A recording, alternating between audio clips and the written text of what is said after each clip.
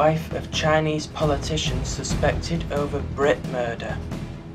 Bo Xilai was the high-flying Populist Party boss who run China's biggest municipality, Chongqing.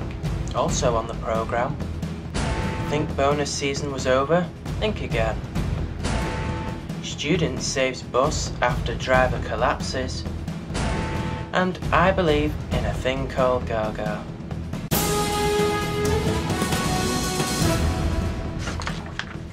Good evening. Bo Xilai was the high-flying Populist Party boss who ran China's biggest municipality, Chongqing. He was tipped for a seat on the Standing Committee of the Politburo, China's ruling body.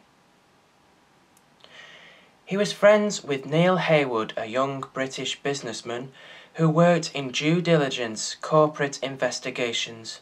He worked from time to time for Hakulit, a secretive, legitimate company set up a former MI6 officer which investigates companies on behalf of business clients. It's rare for foreigners to get close to high-ranking party officials.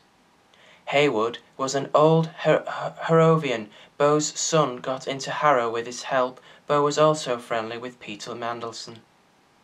Heywood was found dead in Chongqing last November. His body cremated without a post-mortem. His family didn't object. The official police report said he died from excess alcohol consumption. The city's police chief, Bo's right-hand man, then turned up at the US consulate in Chengdu, 200 miles away on February the 6th. He sought asylum. He contacted the UK consulate at first but didn't turn up to a meeting. While with the US diplomats, Chinese state media now reports he accused Bo's wife of killing Heywood. In early February, the UK embassy asked China to investigate Heywood's death. It seems the US diplomats passed on the police chief's suspicions and accusations to the UK counterparts. William Hague was briefed at the time. Neil Heywood's friend tells me Bo did fall out with Mr. Heywood some time before his death. Heywood told his friend that someone close to Bo was briefing against him, jealous of the British man's influence on Bo. Mr. Heywood said he'd even considered leaving the country at the time. China's state news agency says there was some kind of business dispute between Mr. Heywood and Bo's family. The police chief seeking asylum left the consulate and was taken into government custody. He hasn't been seen since. It now appears his accusations have been taken seriously by the Chinese authorities, who have formed a team to investigate Mr. Bo's wife and a family employee. Bo was sacked as Chongqing party chief in March. A huge scandal which got lots of comments on social media. Today, according to Reuters, he is suspended from all senior party ranks. However, he is still referred to as comrade, which suggests he is still allowed to retain his party membership. The investigation continues. The Foreign Office says it has seen the reports about Neil Heywood, but it is not speculating or commenting at this time.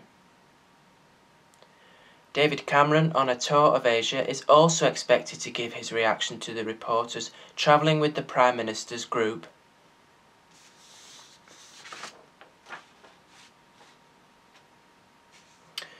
The Association of British Insurers, who represent many powerful city investors, has today issued advice that has upped the pressure on Bob Diamond over his pay packet. With Barclays AGM at the end of the month, the ABI has become the latest shareholder organisation to question whether Mr. Diamond should have been paid more than £6 billion this year, as well as a tax equalisation payment of £5.7 billion, which paid him to make up for charges to his tax status when he moved from the US to the UK. The decision to put Barclays on Amber Alert which basically urges investors carefully to consider what the company is doing before they approve it at the AGM, which is not totally unheard of. Yet it comes hard on the heels of two other groups, Perk and ShareSoc, who have both recommended rejecting the deal at the bank's annual meeting on Friday the 27th. With other investors like Fidelity and Aviva also reported to have concerns about how the bank decided to pay packages, even Barclays, who consider themselves to be partially immune to the public criticism of the banks, may have to consider the pressure. When the bank issued its results, the ABI was disappointed enough with the lack of action over bonuses to call it close to business as usual.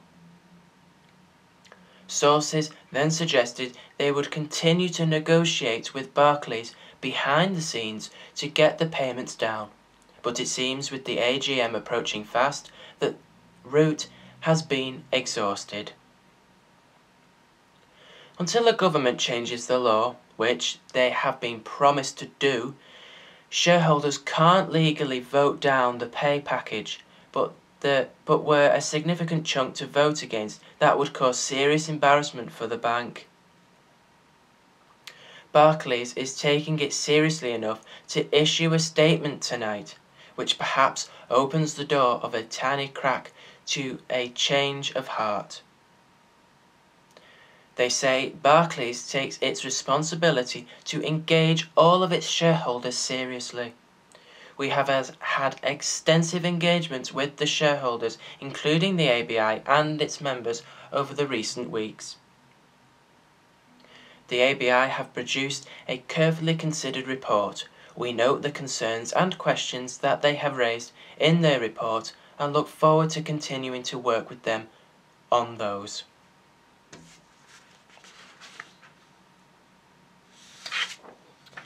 Jeremy Wutzchik took control of the wheel of his school bus and steered it to safety after his bus driver apparently had had a heart attack whilst driving. He jumped up and grabbed the wheel, and with the help of another student attempted to administer CPR on the driver as the bus was travelling to Surprise Lake Middle School in the small town of Fife in Washington. The 13-year-old Wutzchik turned the bus towards the side of the road and managed to turn off the ignition. He said he knew what to do after reading about a similar situation where a superhero had to act quickly. Video from a security camera shows another student helping Wutzchik with the wheel as the bus came to a stop outside their school. John McCrossin, Director of Student Programs for the Fife School District, was driving behind the bus when he noticed the bus veer off to the side of the road.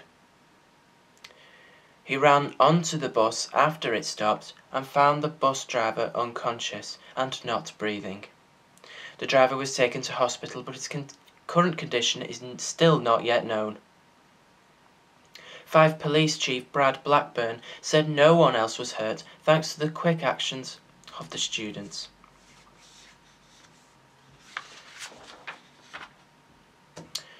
Forgotten glam rockers The Darkness have landed a prestigious support slot on the UK dates of Lady Gaga's world tour.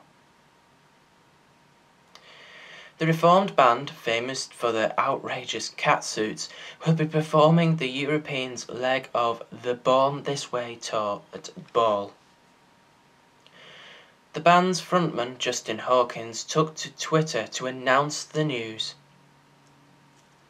The group, best known for the track I Believe in a Thing Called Love, won 3 Brit Awards in 2004 and had 5 top 10 hits. They split in 2006 when Hawkins quit. He later revealed he had fought a secret battle with chronic drug addiction and alcoholism. The band got back together last year. Lady Gaga will be performing at Twickenham Stadium on September the 8th and at Manchester Arena on September the 11th. The worldwide tour is Lady Gaga's first since the release of the Born This Way last year, which has so far sold nearly 6 million copies.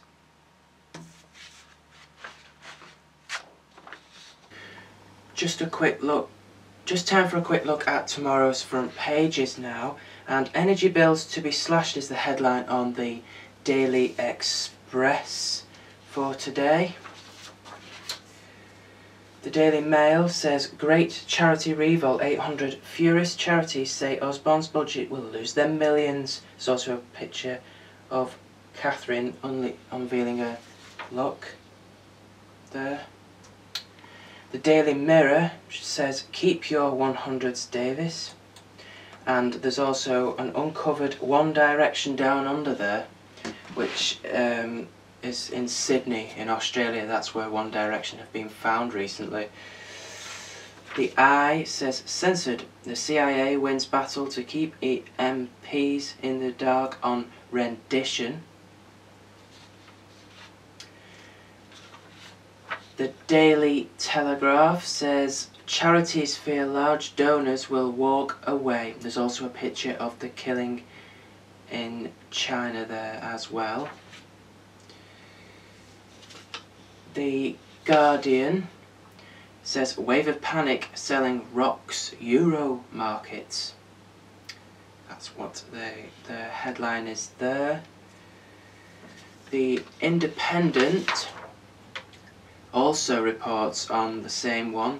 The CIA wins fight to keep MPs in dark on the rendition. There's also a picture of Abu Hamar on there as well. The Sun says see you later, Britain hater. That's also Hamar, and there's also One Direction pictured on there as well, because they were found in Australia just the other day. And finally, The Times says Britain's murder exposes power struggle in China, and there's also on that one the killing of the China killing there as well. There we are, those were tomorrow's headlines, and that was tonight's news. So from me and from everyone here, good night and thank you for watching.